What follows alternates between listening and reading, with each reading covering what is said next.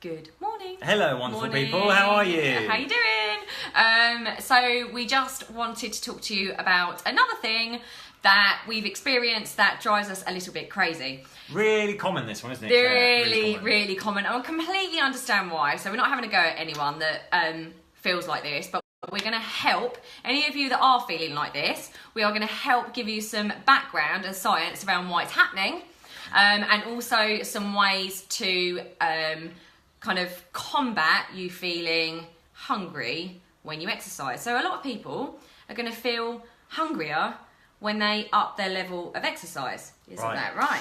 People see this as a problem. In fact, it's a sign the exercise is working. It's what we're looking for. And I've experienced this with clients. They train really hard, training intensity, they're getting results, but then they start complaining, and worrying. They're hungry, and then they eat more, and then they lose the gains they've made.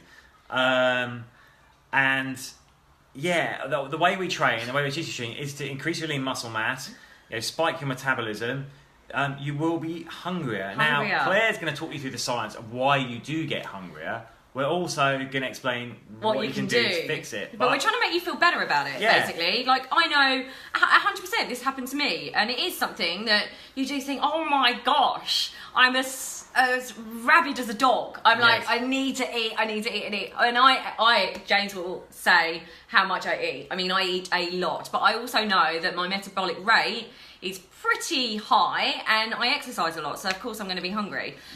You want to embrace this feeling, by the way. This is a sign that it is working. Exercise is working. So we're trying to make you feel better about We're going to teach you some specific things, but I say a general point on this where I've seen clients go wrong is then they just start eating cakes and stuff like that. Exercise is not an excuse. No, eat more of the healthy stuff. So like clean up your diet as well, and you'll keep getting results. In fact, you will find you can actually start to eat more and take more calories because you're burning more and you're putting more mass on, but of the right kind of things. If you're using exercise to spike your appetite and then you're filling up on cakes, it's not going to work. So let's look at why that happens. Right, so basically what happens is when you're exercising, you'll go through your glycogen stores, then you'll go through the remaining sugar stores, and then you'll start going into your fat. So when your sugar level drops, the hormone ghrelin, not gremlin, could be, ghrelin kicks in, which is basically your hunger hormone. So that's a signal saying, I'm hungry. So that's what's happening, is that your ghrelin kicks in. So let's think about evolutionary why that's happening. You've just done something intense that's gone through your ready fuel reserves, tapped into your body fat, which is your emergency fuel reserve. So the hormonal response is like, oh, let's refuel. You'll need to refuel. So that's what happens. So one of the reasons we kind of say people don't worry about this, and one of the things that we teach on our retreats and with all of our clients, is there's a 20-minute window. So yes, you're going to feel like that. And there's been loads of research, I was looking this up, there's been lots of research around moderate exercise that lasts more than about 45 minutes.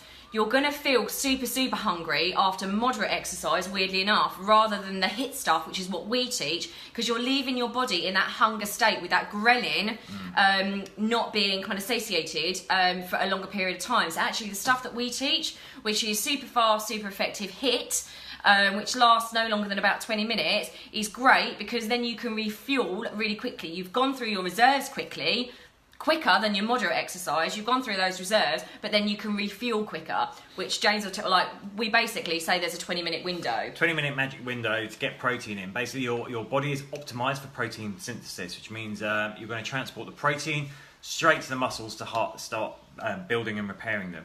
And that's why on our retreats as well, we do fasted HIIT, and then it is straight into breakfast. And we recommend go for protein at breakfast. And why in the morning sessions we finish and it's straight into lunch. Get the food in straight away. So also one of the things that you might be confusing it about, we often say don't confuse dehydration with hunger. So sometimes, not all the time, you might actually just be super dehydrated. So one of our other tips, other than that 20-minute window, is getting some water into you. Take a glass of water, just wait 5 minutes and see if you are still hungry. If you are, crack on. Eat protein, eat good fats and all that kind of stuff, but just see if you're dehydrated, because you might be. So that's another tip. One of the other things I was looking up about this is when you are, if you have more weight to lose, then there's been research around the fact that actually the more weight you have on you, the more resistant you are to another hormone called leptin. And leptin is your appetite suppressant Your hormone. satiety. Yeah, I can never say it. Satiety. Appetite suppressant. So that's the hormone that suppresses your appetite. And apparently the more weight you have on you, the more resistant you are. So again, if you have got a little bit to lose, you are probably going to be a bit resistant to that hormone, and actually that's why you're also feeling a lot more hungry. So you just, as with all things, this stuff is not done overnight. There are no quick fixes. Your body will probably take a while to just level out, and that kind of just basically find its equilibrium. So that's the science. That's the reason why it's happening. Practical steps. Number one, embrace the feeling. When you're getting that feeling of like increased appetite, it means you're training at intensity, which means it's effective. It means your metabolism is spiked. You've tapped into your body fat. Your body is basically crying out for you to refuel. Don't be afraid. Don't be afraid of that. So step one, don't be afraid of it. Embrace it. Step two, use that opportunity just to clean up your diet generally. Step three, make sure you're getting clean protein in that 20-minute magic window.